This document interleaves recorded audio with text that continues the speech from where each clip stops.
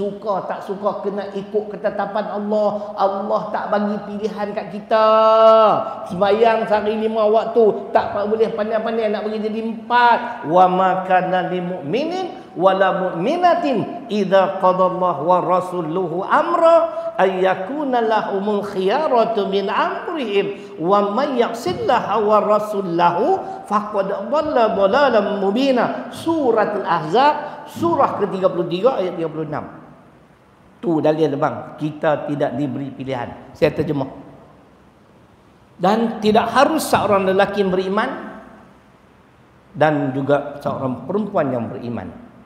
Apabila Allah dan Rasul telah menetapkan sesuatu di dalam urusan kehidupan mereka.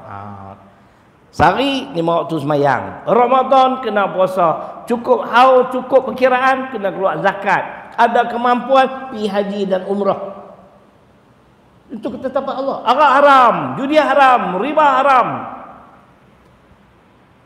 Lalu mereka mencari yang lain, tak mau ikut ketetapan Allah dan Rasul. Allah kata orang tu apa dia?